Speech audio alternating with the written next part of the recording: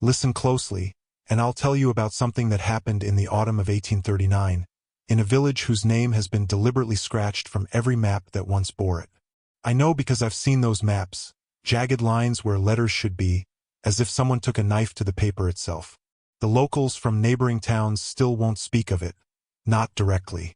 They'll talk around it the way you might avoid stepping on a grave. I came to know this story through my great-grandmother's journal, discovered in the walls of our family home during renovations. The pages were yellowed, brittle as autumn leaves, but the ink remained dark as the day she wrote it. She was there. She saw what happened to Widow Carr. The village sat in a hollow between two hills, the kind of place where morning fog would settle and refuse to lift until well past noon. Stone cottages huddled together along the single muddy road that wound through like a snake's spine. It was the sort of place where everyone knew everyone, where secrets were currency, and where the church bell tolled for every soul that entered or left this world. Widow Carr arrived on a Tuesday. That detail matters, though you won't understand why until later. She came in a black carriage drawn by two horses that looked like they'd been ridden through hell itself. Foam at their mouths, eyes rolling white, sides heaving with exhaustion. The driver, my great-grandmother wrote, had the pallor of a man who'd seen something that had stolen the color from his very soul. The widow emerged from that carriage like smoke spilling from a bottle. She was perhaps 30 years of age, though grief has a way of adding decades to a face. Her dress was the deepest black, the kind that seemed to swallow light rather than reflect it. But it was her arms that made people stare, the way she held them, cradled against her chest, rocking gently back and forth as if she carried something infinitely precious. She carried nothing. Her arms were empty, yet she held them just so, curved in that unmistakable shape every mother knows, the shape of holding an infant. Old Martha, who ran the village inn, was the first to approach. My great-grandmother watched from her garden as Martha's expression shifted from welcoming to uncertain to something approaching fear. The widow was speaking, but her words were too soft to carry across the distance. What could be heard was the sound she made. A soft shushing, the universal sound of comfort offered to a crying child. There was no child. The widow took residence in the old Whitmore cottage at the edge of the village, a place that had stood empty for 3 years since the last tenant had died of consumption. The house squatted there like a toad, its windows dark, its garden overgrown with brambles that seemed to reach toward the road like grasping fingers. Within hours of her arrival, smoke could be seen rising from the chimney, and the soft glow of candlelight flickered behind the curtains. That first night, the closest neighbors, the Bellwethers, heard it, a baby crying. The sound was thin, reedy, the desperate wail of a newborn seeking comfort. It came from the Whitmore cottage, from the room where candlelight swayed behind glass. The Bellwethers looked at each other across their dinner table, forks suspended halfway to their mouths. They knew the widow had arrived alone. They had seen her empty arms. Yet the crying continued. Thomas Bellwether, a practical man who worked the local mill, rose from his chair with the intention of investigating. His wife, Agnes, caught his sleeve. "Don't," she whispered, though she couldn't say why. Something about the sound wasn't quite right. It was too consistent, too rhythmic, like a music box playing the same tune over and over. They finished their meal in silence, the crying threading through their conversation like a discord in a familiar song. When it finally stopped, just after midnight, the silence that followed was somehow worse. The next morning, my great-grandmother encountered the widow at the village well. Up close, she could see the woman's eyes were the color of pond water, murky and deep. The widow smiled, an expression that never quite reached those unsettling eyes, and continued her gentle rocking motion. "Good morning," my great-grandmother ventured. "I trust you're settling in well?" "Oh yes," the widow replied, her voice soft as moth wings. "We're quite comfortable. The little one slept through the night, finally. Such a good baby. Would you like to see?" She tilted her empty arms forward, as if offering a view of something precious. My great-grandmother found herself leaning in, and for just a moment, just the briefest second, she could have sworn she saw something. A shadow maybe, or a trick of the morning light, but something that suggested weight in those empty arms. "Beautiful?" she heard herself say, though the word tasted like ash in her mouth. The widow smiled wider, revealing teeth that seemed too numerous for her mouth. Yes, she agreed. Perfect in every way. As the days passed, the crying became a fixture of village life, as regular as the church bells. Always at the same times, just after sunset, near midnight, and in the gray hour before dawn. The sound would drift through the streets like fog, seeping under doors and through closed windows. Dogs would whimper and hide. Cats would arch their backs and hiss at nothing.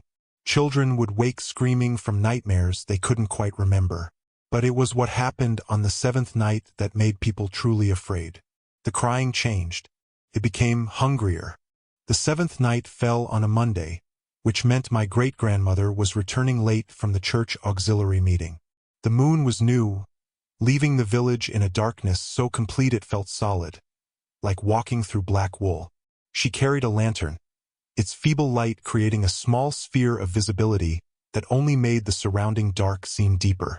As she passed the Whitmore cottage, she heard the widow singing. It was a lullaby, but not one my great-grandmother recognized. The melody was wrong somehow, sliding between notes that shouldn't exist, creating harmonies that made her teeth ache. The words were in no language meant for human tongues. Yet underneath it, threading through like a silver needle through black cloth, was the sound of suckling. The wet, eager sound of an infant feeding. My great-grandmother stopped despite herself, drawn by a mixture of revulsion and terrible curiosity.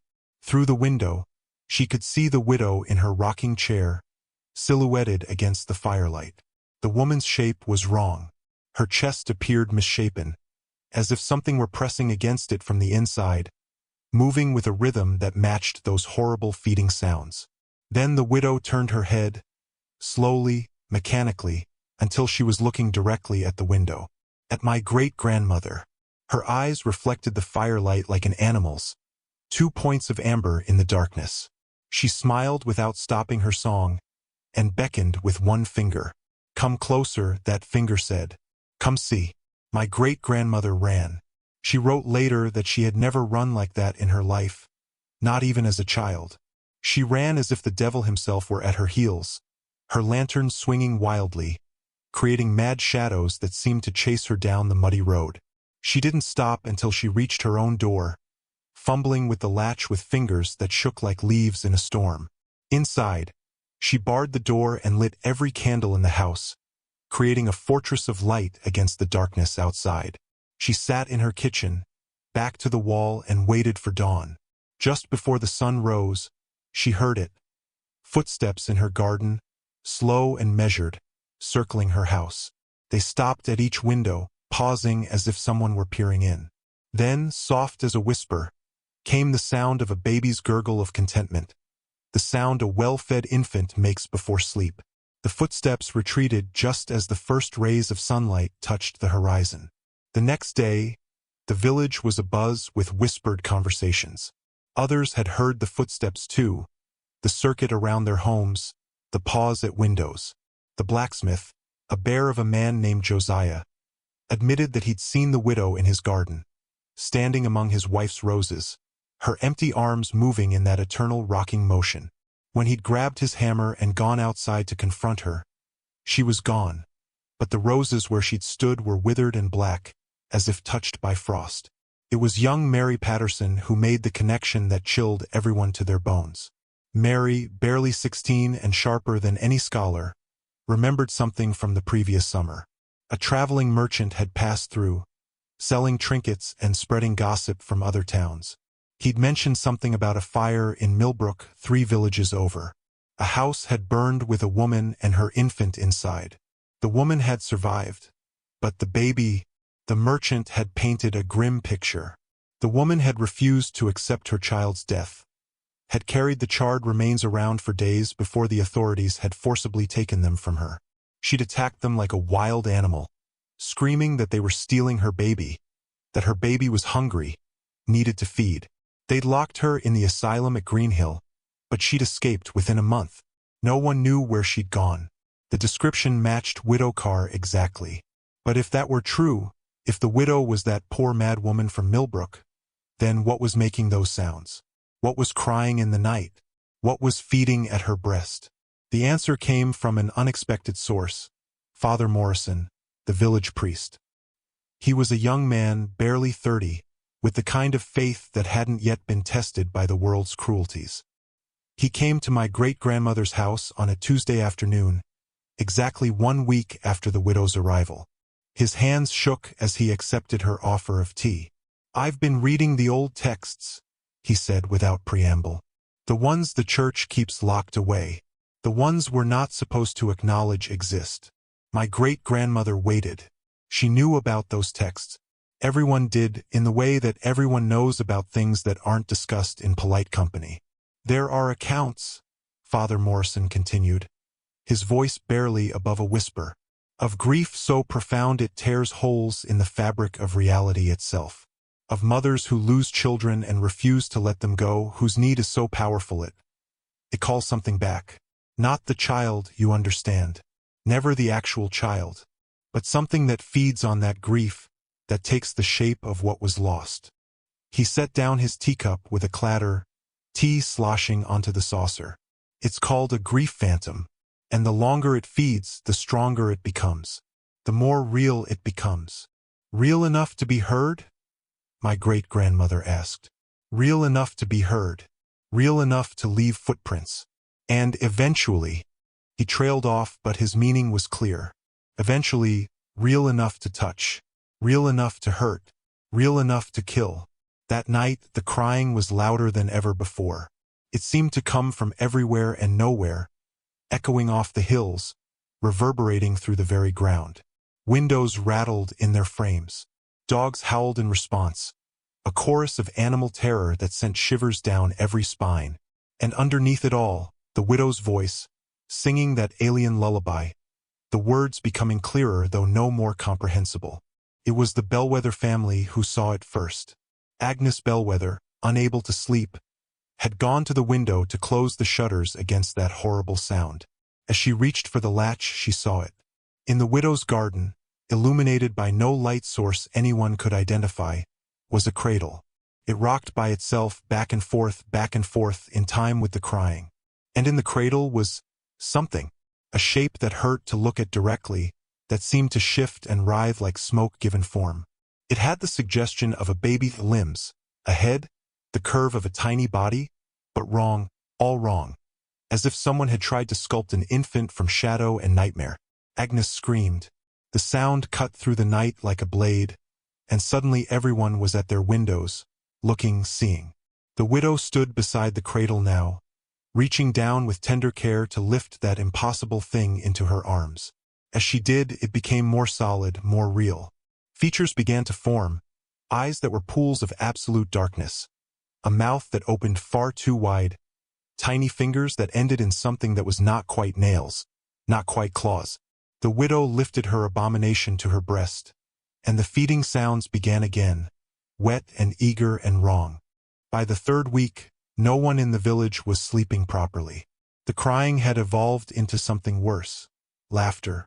A baby's laughter should be one of the purest sounds in creation. But this was mockery shaped into sound.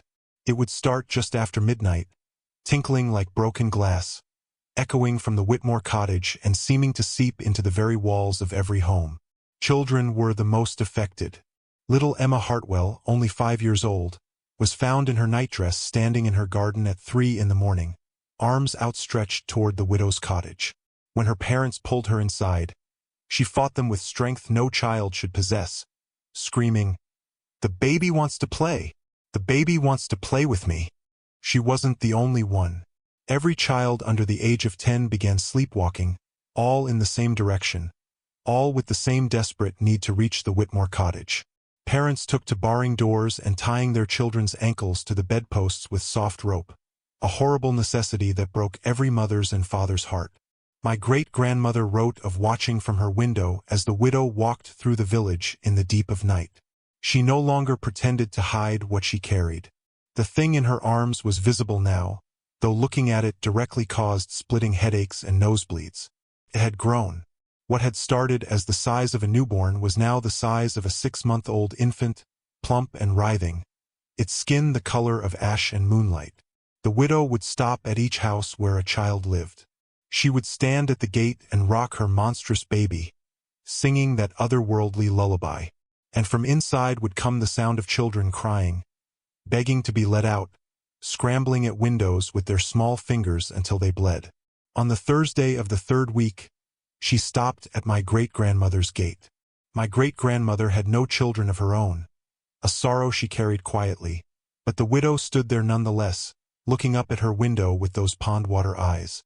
"You could have one of your own," the widow called out, her voice carrying impossibly well in the still night air. "I know how to call them back. The lost ones, the never were, the almost was. Would you like to learn?"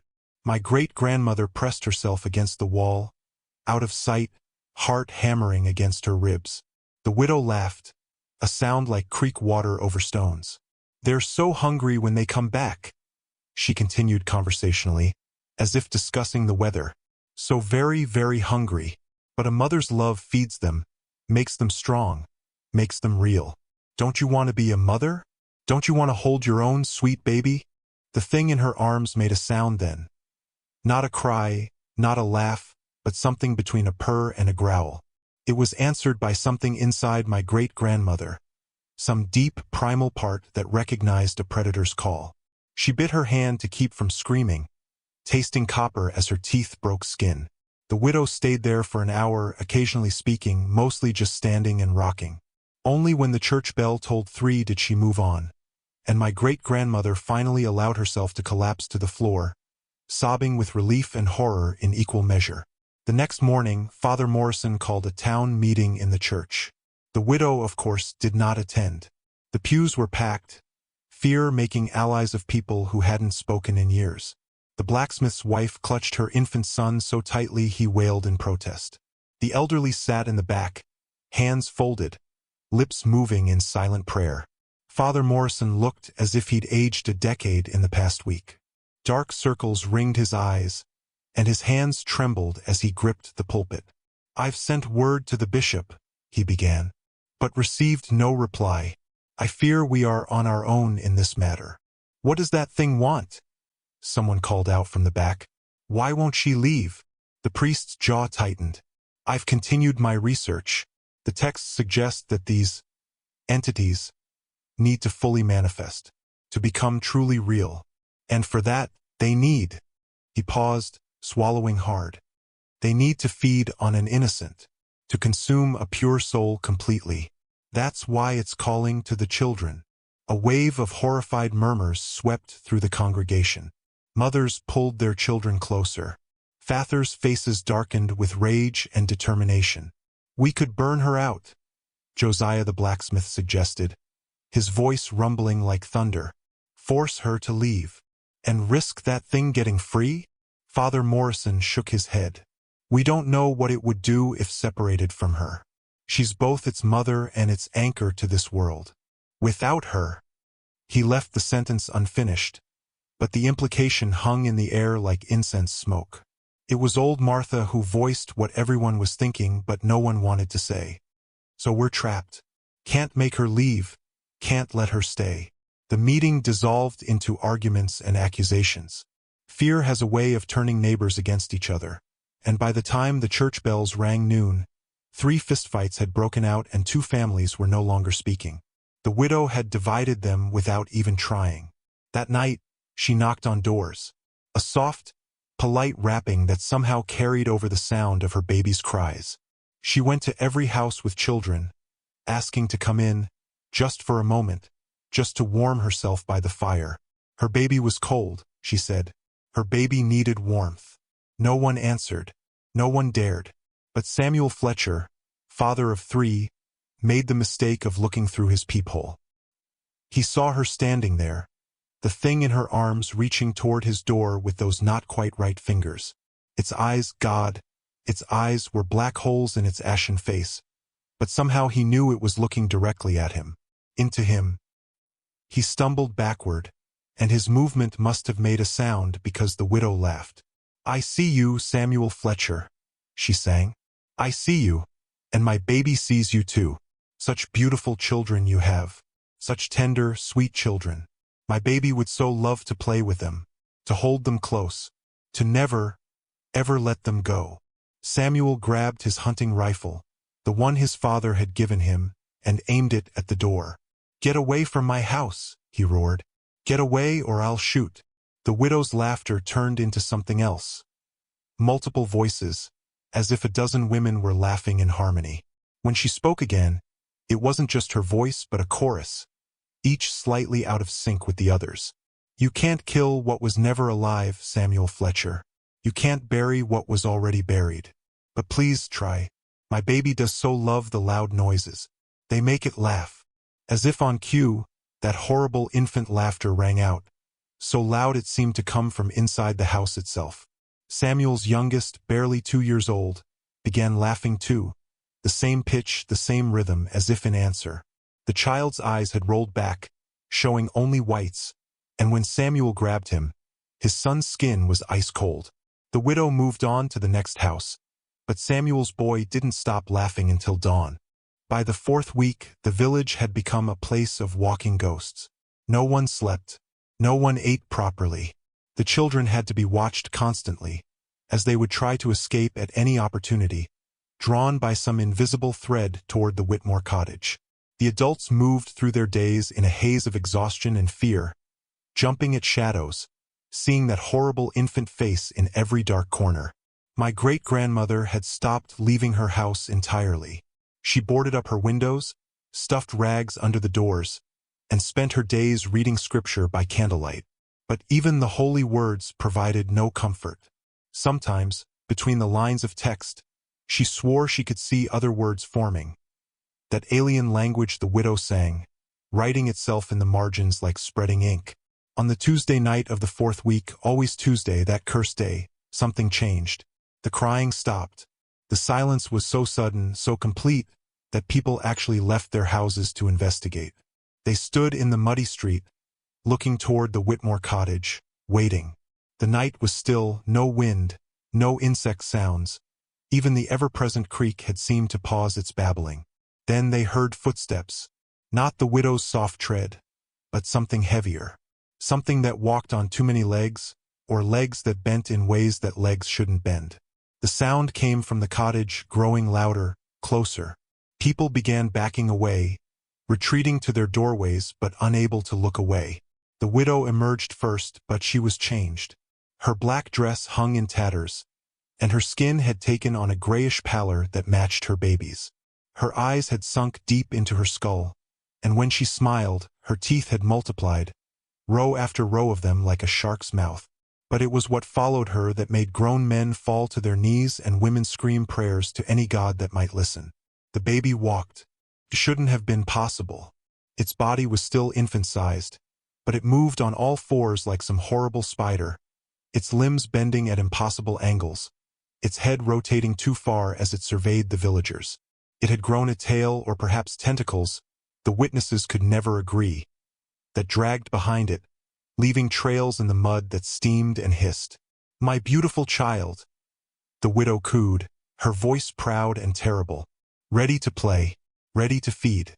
Who will be first? Who wants to hold my precious baby?" The thing, for no one could call it a baby anymore, not even in mockery, turned its attention to the bellwether house. It moved faster than anything should be able to move, scuttling up the wall like a roach, leaving burned handprints in the wood. It pressed itself against the window where little Thomas Bellwether Jr. slept. The boy, only 7 years old, sat up in bed as if pulled by strings. His eyes opened but remained blank, unseeing. He walked to the window and began to open it. His father tackled him, pulling him away, but the boy fought with inhuman strength. Agnes Bellwether threw holy water at the window. Father Morrison had blessed gallons of it, and the thing recoiled with a shriek that shattered glass throughout the village. "You hurt my baby!" the widow screamed, and her voice was thunder and fury and the sound of 1,000 mothers' grief. She moved toward the Bellwether house, not walking but gliding, her feet inches above the ground. "You dare hurt my child!" Josiah the blacksmith stepped forward, hammer in hand. "Your child is dead, woman, dead and buried in Millbrook. That thing is not your baby." The widow turned to him slowly, her neck rotating farther than any human neck should. "Dead?" she whispered. "Dead? My baby was hungry. They let my baby starve. But I found a way to feed it. I found a way to bring it back. And now it will never be hungry again." She gestured, and the thing dropped from the bellwether's wall, landing in the street with a wet sound. It turned its attention to Josiah, tilting its head as if considering. Then it smiled, revealing row after row of needle-sharp teeth. "Run," Father Morrison said quietly. Then louder, "Run!" The villagers scattered, diving into houses, barring doors, praying to every saint they could name. Josiah made it 3 steps before the thing was on him, moving like liquid shadow. What happened next? My great-grandmother only wrote that the screams lasted for an hour, and when they stopped, Josiah was gone. Not dead, gone. As if he had never existed at all. His wife found only his hammer, twisted into a shape that hurt to perceive, metal bent in ways that metal shouldn't bend. The widow picked up her abomination, cradling it gently. It had grown again during its feeding, now the size of a toddler. "One by one," she sang in that horrible chorus of voices. "One by one, my baby will visit you all. Unless—" She paused, looking directly at my great-grandmother's boarded window. Somehow, impossibly, their eyes met through the wood. "Unless someone gives me what I really want, what I've wanted all along." She turned and glided back to the Whitmore cottage, her monstrous child writhing contentedly in her arms, leaving the village in terrified silence, waiting for the unless to be explained. The next morning, a note was nailed to the church door, written in what looked like ash mixed with blood. "Give me a mother who has lost. Give me a mother who grieves. Give me a mother who understands. Give me her, and I will leave the rest of you in peace. You have 3 days." Everyone knew who she meant. There was only one woman in the village who had lost a child besides the widow herself. My great-grandmother. She had miscarried twins 5 years ago, a sorrow she bore in silence, a grief she thought she had hidden. The widow had known all along. My great-grandmother sat in her kitchen, surrounded by the village council. What was left of it after Josiah's disappearance? Father Morrison kept glancing at the note they'd taken from the church door, now spread on her table like a death warrant. The ink, if it could be called ink, seemed to move when no one was looking directly at it, forming shapes that might have been letters, might have been screaming faces. "We're not giving you to that thing," Thomas Bellwether said firmly, though his voice shook. His son had not spoken since the night at the window, just sat in corners drawing pictures of spirals that hurt to look at. "You don't have a choice," my great-grandmother wrote that she replied, her voice steady as mountain stone. "You have children. I do not. If my sacrifice saves them—" "No!" Agnes Bellwether slammed her hand on the table. "There has to be another way. Father, tell her." Father Morrison looked haggard, aged beyond his years. "I found one reference. Just one. In a text so old the language is barely recognizable." He pulled out a piece of parchment covered in his cramped handwriting. "It speaks of grief phantoms being defeated, not by violence or exorcism, but by acceptance." "Acceptance," Martha echoed. "The mother must accept the child's death. Truly accept it. Release the grief that feeds the phantom. Without that sustaining emotion, the entity dissipates." He set down the paper. "But Widow Carr is beyond reason. She'll never accept, unless another mother shows her how." My great-grandmother interrupted.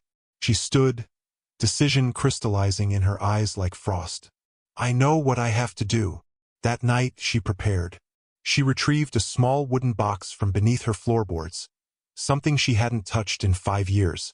Inside were 2 tiny knitted caps, never worn, 2 blankets never used, and a lock of her own hair, cut in mourning, tied with a black ribbon. She wrote letters, one to her sister in the next county, one to Father Morrison with instructions for her burial, and one to the village itself, absolving them of any guilt for what she was about to do. Then she dressed in her own mourning clothes, the ones she'd packed away, and waited for midnight. The widow came precisely at the stroke of 12, as my great-grandmother knew she would. But she came alone, without her monstrous child. She stood at the gate, no longer floating, no longer multiplied. Just a grieving woman in a tattered black dress. "You understand," the widow said. It wasn't a question. "I understand," my great-grandmother replied, opening her door for the first time in days. They sat across from each other at the kitchen table, two mothers bound by loss. The widow's eyes, up close, were human again. Tired, desperate, swimming with a pain so deep it seemed to have no bottom. "Tell me," my great-grandmother said softly, and the widow did. She spoke of her daughter. Yes, a daughter, not a son, born too early, too small. How she'd lived for 3 days, fighting for every breath. How the widow had held her as she died, feeling the tiny heart slow and stop against her chest. How her husband had taken the baby from her arms to bury, and she'd never even seen the grave. "I went mad," the widow whispered. "I burned our house down trying to get to her. She was in the walls, you see. I could hear her crying in the walls. My husband died in the fire, and they said I killed my baby too, but she was already gone. Already gone, but still crying. Always crying." My great-grandmother reached across the table and took the widow's hands. They were ice-cold but solid. Human. "I hear mine too," she admitted. "Twin boys. They never drew breath, but I hear them sometimes. In the rain, in the wind, in the space between sleep and waking." The widow's tears came then, black as ink, staining her cheeks. "I found a way to bring her back. In those old books, those terrible books. I could make her real again. All I had to do was feed her. Let her feed on grief until she was strong enough to be born again. But what came back isn't her." The widow's hands tightened on my great-grandmother's. "I know," she whispered. "I've always known. But I couldn't stop. It needs me." It wears her face sometimes, in the dark. Speaks with what might have been her voice. How do I let go of that? How do I let go of her again? My great-grandmother stood and retrieved her wooden box. She placed it on the table between them and opened it, revealing her own tokens of grief. "Like this," she said. She picked up one of the tiny caps. This was for James. He would have had my hair, I think. Dark and thick. She held it for a moment, then placed it in the fireplace. "Goodbye, my son." The cap burned quickly, the smoke carrying something away with it. Not the love, but the weight. The terrible, crushing weight of what if. She picked up the second cap. This was for John. He would have had his father's eyes, bright blue like summer sky. Into the fire it went. "Goodbye, my son." The widow watched, transfixed. Her black tears fell faster now, but they were clearing, turning from ink to water to something pure. "Show me where she's buried," my great-grandmother said. "Your real daughter. Show me where she lies." The widow shook her head. "I don't know. They never told me." "Then we'll make her a grave. We'll give her a place to rest." Together they went into the garden. The night had turned soft, the oppressive atmosphere that had crushed the village for weeks beginning to lift. They dug with their hands in the soft earth beneath my great-grandmother's apple tree. A small hole, just big enough for a memory. The widow pulled something from her dress. A tiny lock of hair, so fine it was almost invisible. Her daughter's hair, saved from those 3 precious days. She kissed it once, then placed it in the earth. "Her name was Grace," she said. "I never got to tell anyone her name." "Grace," my great-grandmother repeated. "A beautiful name." They covered the small grave together, patting the earth smooth. The widow began to sing, but this time it was a real lullaby, in a human voice with human words. A song of goodbye, of release, of love that transcends death but doesn't trap it. As the last note faded, a sound came from the Whitmore cottage. A shriek of rage and hunger and denial. The thing the widow had created, feeling its food source severed, its anchor to this world dissolving. "It's angry," the widow said, but there was no fear in her voice now, only exhaustion. "It wants me to take back the goodbye, to feed it again. Will you?" The widow looked at the small grave beneath the apple tree, then at my great-grandmother. No, I have a daughter to mourn properly. I have a real child to grieve. The shrieking grew louder, and villagers began emerging from their houses, drawn by the sound. They saw my great-grandmother and the widow standing together in the garden, saw the small mound of freshly turned earth, understood somehow what was happening. Then something burst from the Whitmore cottage. Not the crawling thing they'd seen before, but something worse. It had grown huge in its final rage, tall as a house, a writhing mass of shadow and hunger and twisted maternal need. It had 1,000 mouths, all crying, all screaming, all demanding to be fed. But the widow turned her back on it. "You're not my child," she said simply. "You never were."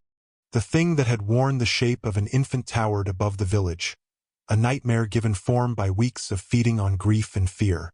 Its many mouths opened and closed like hungry birds, each one singing a different note of that horrible lullaby the widow had once sung. But now the widow stood firm, her back straight, my great-grandmother's hand in hers. "Look at it," Father Morrison called out to the villagers who had begun to retreat. "Don't run. Look at what grief unchecked becomes." And they did look. In the thing's writhing mass, they could see faces. Not just the widow's false baby, but echoes of every loss the village had known. Old Sarah's husband who died of fever. The 3 miners lost in the collapse 10 years back. Children taken by illness. Mothers lost in childbirth. Fathers who never came home from war. All the grief they'd buried but never released, reflected back at them in monstrous form. It fed on her. My great-grandmother said loud enough for all to hear,